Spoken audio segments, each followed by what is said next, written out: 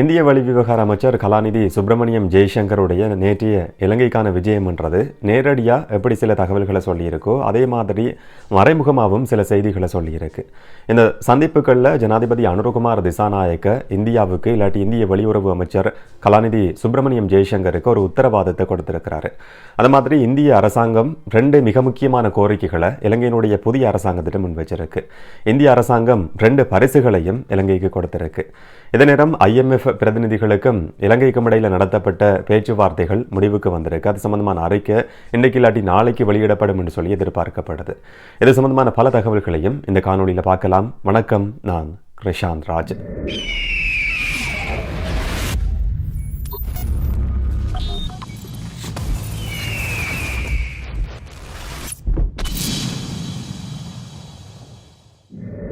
புதிய அரசாங்கம் பொறுப்பேற்றுக் கொண்டதுக்கு பிறகு அனுரகுமார் திசாநாயக்க அரசாங்கம் பொறுப்பேற்றுக் கொண்டதுக்கு பிறகு நடந்திருக்கிற மிக முக்கியமான 2 சம்பவங்கள் தான் IMF-இனுடைய பிரதிநிதிகளுக்கும் இலங்கையினுடைய புதிய அரசாங்கத்துக்கும் இடையில் நடந்திருக்கிற பேச்சுவார்த்தைன்றது. அது மாதிரி ஒரு வெளிநாட்டினுடைய மிக முக்கியமான ராஜதந்திரியினுடைய விஜயம் இந்திய வெளியுறவு அமைச்சர் கலாநிதி சுப்பிரமணியம் ஜெய்சங்கர் முதல் தடவையாக புதிய அரசாங்கம் பொறுப்பேற்றதுக்கு பிறகு இலங்கைக்கு விஜயம் செஞ்சிருக்கிறாரு. வழக்கமாகவே இலங்கையில் ஒரு ஆட்சி மாற்றம் நடந்ததுக்கு பிறகு தெரிவு செய்யப்பட்ட புது ஜனாதிபதி உடனடியாகவே இந்தியாவுக்கு பயணம் செய்வார். அதுக்கு பிறகு இந்தியாவிலிருந்து ராஜதந்திரிகள் வருகை தருவாங்க. இந்திய பிரதமரும் வருகை தர்றது வழமையானது.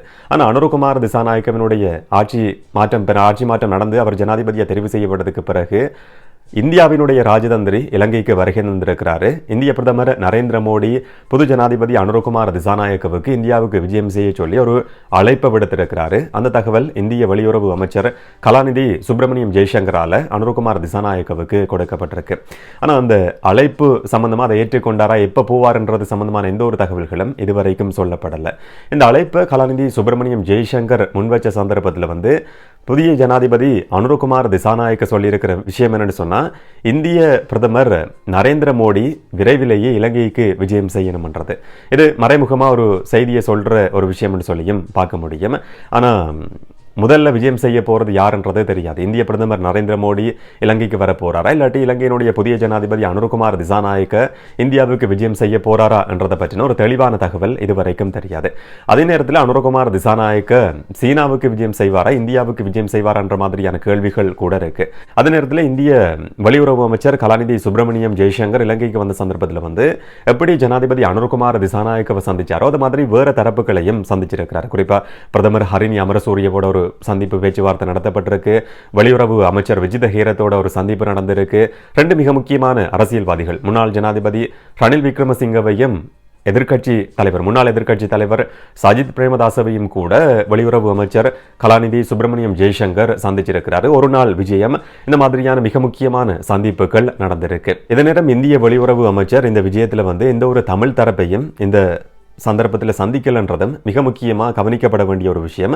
இது மறைமுகமான ஒரு செய்தியை தமிழ் பிரதிநிதிகளுக்கு சொல்லியிருக்குன்னு சொல்லியும் பார்க்க முடியும்.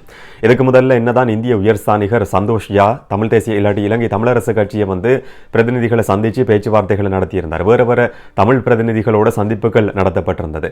ஆனாலும் கூட இந்தியாவினுடைய வெளியுறவு அமைச்சர் இதுக்கு முதல்ல வந்த சந்தர்ப்பங்களில் தமிழ் தரப்போட பேச்சுவார்த்தைகள் நடத்தப்பட்டிருக்கு. இப்போ நேரம் போதாது என்று சொல்லி வெளிப்படையாக சில நேரங்களில் மேலோட்டமாக ஒரு தகவல் சொல்லப்பட்டாலும் அதுக்கு பின்னால மறைமுகமா சில காரணங்கள் கூட இருக்க முடியும். தமிழர்களுடைய ஏக பிரதிநிதிகள் என்ற பேச்சுக்கு இனி இடம் கிடையாது. அந்த மாதிரியான ஒரு தரப்பு கிடையாது. தமிழர்கள் சார்பா யாரை சந்திக்கிறது என்று சொல்லி இந்திய அரசாங்கத்துக்கு கூட தெரியாத ஒரு நிலைப்பாடு இருக்கு. வேற பிரிவுகள் இருக்கிறாங்க. தமிழர்களுடைய ஒட்டுமொத்தமான பிரதிநிதின்னு சொல்லி ஒரு தரப்புமே கிடையாது. அப்ப இது தமிழர்களினுடைய பிரதிநிதிகளுக்கு ஒரு மிக முக்கியமான மறைமுகமான செய்தியை சொல்லி இருக்கிற சம்பவம் என்று சொல்லியும் சொல்ல முடியும். சில நேரங்களில் அடுத்து வரக்கூடிய விஜயங்கள்ல இந்த மாதிரி சில தமிழ் தரப்புகள் ஒரு கோரிக்கையை முன் வச்சு சந்திக்கிறதுக்கான வாய்ப்பும் கூட இருக்கு. எப்படியா இருந்தாலும் இது தமிழர்களினுடைய பிரதிநிதிகளுக்கு ஏற்பட்டிருக்கிற ஒரு மிக முக்கியமான தோல்வி என்று சொல்லியும் பார்க்க முடியும். இலங்கையினுடைய ஆட்புலம் இல்லாட்டி கடற்புலம் எதுவா இருந்தாலும் கூட அது இந்தியாவுக்கு எதிராக பயன்படுத்தப்படாது. இதை நாங்க உறுதி செய்வோம் என்ற வாக்குறுதியையும் உத்தரவாதத்தையும் அனுரகுமார் திசாநாயக்க ஜனாதிபதி இந்திய வெளியுறவு அமைச்சருக்கு சொல்லி இருக்கிறதா சொல்லப்படுது. கடந்த காலத்தில் அதிகம் பேசப்பட்ட விஷயம் தான் சீனாவினுடைய கப்பல்கள் இலங்கைக்கு வருகை தந்தது. அதுவும் குறிப்பாக இந்தியாவுக்கு எதிராக உளவு பார்க்கிற வசதிகளை கொண்ட கப்பல்கள் வருகை தந்ததா விமர்சனங்கள், குற்றச்சாட்டுகள் முன்வைக்கப்பட்டிருந்தது. இது இந்தியாவுக்கு ஒரு விசனத்தை ஏற்படுத்தி இருக்கிற சம்பவமாகவும் பதிவாகி இருந்தது.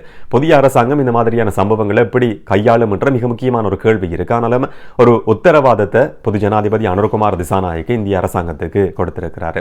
இதே நேரம் இந்திய அரசாங்கம் 2 பரிசுகளை வெளியுறவு அமைச்சர் கலாநிதி சுப்பிரமணியம் ஜெய்சங்கர் மூலமா இலங்கைக்கு அனுப்பியிருக்கு.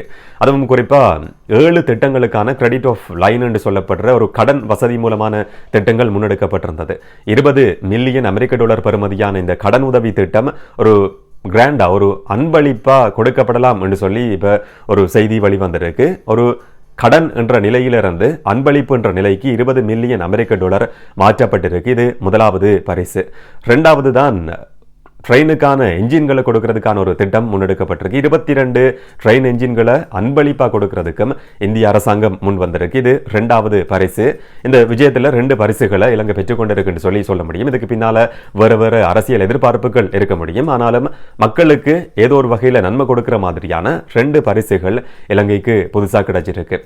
இதே நேரத்தில் 2 மிக முக்கியமான கோரிக்கைகளையும் வெளியுறவு அமைச்சர் கலாநிதி சுப்பிரமணியம் ஜெய்சங்கர் இலங்கை அரசாங்கத்திடம் முன் வச்சிருக்கிறாரு. முதலாவது கோரிக்கை தான் இன நல்லிணக்கத்துக்கான பிரச்சனைக்கு தீர்வு காண்றதுன்றது.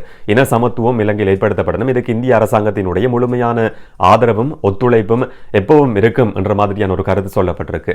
13வது அரசியலமைப்பு திருத்தம் முழுமையாக நடைமுறைப்படுத்தப்படணும். மாகாண சபை தேர்தல் விரைவிலேயே நடத்தப்படணும் என்ற மாதிரியான ஒரு கோரிக்கையும் இந்த சந்திப்புகளில் பேச்சுவார்த்தைகளில் முன்வைக்கப்பட்டிருக்கிறதா சில தகவல்கள் வெளிவந்திருக்கு.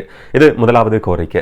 2வது கோரிக்கை தான் இந்தியாவினுடைய நலன் சார்பானது, இல்லாட்டி தமிழக மீனவர்களினுடைய நலன் சார்பானது. அண்மையில் விடுதலை செய்யப்பட்ட 50 மீனவர்களினுடைய விடுதலைக்கு இந்திய அரசாங்கம் இந்த சந்திப்பில் நன்றி தெரிவிச்சிருக்கிறதா சொல்லப்படுது. அதே நேரத்தில் படகுகளையும் மீனவர்களையும் விரைவிலேயே உடனடியாக விடுவிக்கிறது சம்பந்தமா இலங்கை அரசாங்கம் கவனத்தில் கொள்ளணும் என்ற மாதிரியான கோரிக்கையும் முன்வைக்கப்பட்டிருக்கு. அதே நேரம் அதிகமான அபராத தொகை இந்த மாதிரி கைது செய்யப்படுற மீனவர்களுக்கு விதிக்கப்படுது. இந்த அபராத தொகையில மாற்றம் ஏற்படுத்துறது சம்பந்தமாகவும் புதிய அரசாங்கம் கரிசனை கொள்ளணும் என்ற மாதிரியான ஒரு கோரிக்கையையும் கூட இந்திய வெளியுறவு அமைச்சர் முன் வச்சிருக்கிறாரு. இந்த மாதிரியான ஒரு உத்தரவாதம் இலங்கையினுடைய அரசாங்கத்தால் கொடுக்கப்பட்டிருக்கு. 2 கோரிக்கைகள் இந்திய அரசாங்கத்தால் முன்வைக்கப்பட்டிருக்கு. 2 நன்கொடைகள், பரிசு பொருட்கள் இலங்கைக்கு கொடுக்கப்பட்டிருக்கு. இதுதான் இந்த சந்திப்பினுடைய சாராம்சம். இதை தவிர சில டிஜிட்டல் திட்டங்கள் என்று சொல்லி, முதலீட்டு திட்டங்கள் என்று சொல்லி சில திட்டங்களை முன்னெடுக்கிறதுக்கான வாக்குறுதிகளையும் இந்திய அரசாங்கம் கொடுத்திருக்கிறதா சொல்லப்படுது. இந்தியாவினுடைய ஒரே ஒரு கரிசனை என்று சொன்னா சீனாவுக்கு நெருக்கமா இலங்கையினுடைய புதிய அரசாங்கம் செயற்படக்கூடாதுன்றது. அதுக்கு ஏற்ற மாதிரியான சில நடவடிக்கைகள்ல இப்பவே இந்திய அரசாங்கம் இறங்கி இருக்கு. அதுக்கான ஒரு ஆரம்ப புள்ளி, அதை வெளிப்படுத்துற முதலாவது சந்திப்பா இதை பார்க்க முடியும். இதே நேரத்தில் IMF-இனுடைய பிரதிநிதிகளுக்கும் புதிய அரசாங்கத்தினுடைய பிரதிநிதிகளுக்கும் இடையில 3 சந்திப்புகள், மிக முக்கியமான சந்திப்புகள் நடந்திருக்கு. 3 நாள் விஜயமா இது அமைஞ்சிருந்தது. குறிப்பா அனுரகுமார் திசாநாயக்க ஜனாதிபதியை இந்த பிரதிநிதிகள் குழு 2 சந்தர்ப்பங்கள்ல சந்திச்சிருக்கு. பீட்டர் ப்ரூவர் IMF-இனுடைய இலங்கைக்கான பிரதிநிதிகள் குழுவினுடைய தலைவர், அது மாதிரி ஆசிய பசிபிக் பிராந்தியத்துக்கான தலைவர் கிருஷ்ணா ஸ்ரீனிவாசன், இந்த மாதிரியான பிரதிநிதிகளுக்கும் இலங்கையினுடைய புதிய அரசாங்கத்துக்கும் பிரதமர், அது மாதிரி வெளிவிவகார அமைச்சர், ஜனாதிபதி, மத்திய வங்கி ஆளுநர் என்று சொல்லி சில தரப்புகளையும் இவங்க சந்திச்சிருக்கிறாங்க. 3வது மீளாய்வு, IMF-இனுடைய கடன் திட்டத்திட்ட 3வது மீளாய்வு எந்தவிதமான தாமதமும் இல்லாமல் முன்னெடுக்கப்படும் என்ற மாதிரியான ஒரு வாக்குறுதி கொடுக்கப்பட்டிருக்கு. இப்ப இந்த சந்திப்பு முடிவுக்கு வந்திருக்கு. புதிய அரசாங்கம் பொறுப்பேற்றதுக்கு பிறகு IMF-ஓட நடத்தப்பட்டிருக்கிற முதலாவது சந்திப்பா இது அமைஞ்சிருக்கு. அது சம்பந்தமான ஒரு கடைசி அறிக்கை இன்றைக்கு இல்லாட்டி நாளைக்கு வெளியிடப்படும் என்று சொல்லி எதிர்பார்க்கப்படுது. இதுல அனுரகுமார் திசாநாயக்க ஜனாதிபதி முன் வச்சிருக்கிற ஒரு விஷயம் என்னன்னு சொன்னா, VAT வரி விதிக்கப்பட்டது, அது மாதிரி வருமான வரி, இதனால பொதுமக்களுக்கு அதிகமான சுமை ஏற்பட்டிருக்கு. இந்த சுமையை குறைக்கிறதுக்கான ஒரு திட்டத்தை இலங்கையினுடைய அரசாங்கம் தயாரிச்சிருக்கு. அது நடைமுறைப்படுத்தப்படும், அதுக்கான ஒத்துழைப்பு தேவைன்ற கோரிக்கையை ஜனாதிபதி அனுரகுமார் திசாநாயக்க IMF பிரதிநிதிகள்கிட்ட சொல்லியிருக்கிறாரு. அது மாதிரி IMF குழுவும் சொல்லியிருக்கிற விஷயம், தொடர்ச்சியான ஒத்துழைப்பு கொடுக்கப்படும் என்றது. இது சம்பந்தமான வாக்குறுதிகள் கொடுக்கப்பட்டிருக்கு, பேச்சுவார்த்தைகள் நடத்தப்பட்டிருக்கு. தேர்தல் காலப்பகுதி என்றதால ஒரு தாமதம் ஏற்படலாம் என்ற மாதிரியான விஷயங்கள் பேசப்படுது. ஆனா எந்த விதமான தாமதமும் இல்லாம 3வது மீளாய்வு பூர்த்தி செய்யப்படும் என்ற மாதிரியான செய்திகள் வெளிவந்திருக்கிறத பார்க்க முடியுது. இந்த மாதிரி புதிய அரசாங்கம் பொறுப்பேற்றதுக்கு பிறகு 2 மிக முக்கியமான சந்திப்புகள் நடந்திருக்கு. ஒன்று இந்திய வெளியுறவு அமைச்சரோட விஜயம், அடுத்தது IMF பிரதிநிதிகள் குழுவினுடைய விஜயம், சந்திப்பு, பேச்சுவார்த்தைன்றது. எதிர்க்கட்சிகள் இருந்து கொண்டு புதிய அரசாங்கத்தை விமர்சனம் செய்தவர்களுக்கான ஒரு பதிலா இந்த 2 சந்திப்புகளையும் பார்க்க முடியும். இதை பற்றி நீங்கள் என்ன நினைக்கிறீங்கன்றதை கமெண்ட்டில் பதிவு செய்யுங்க. இன்னும் ஒரு காணொலியில் இன்னும் ஒரு தகவலோடு சந்திக்கலாம். வணக்கம்.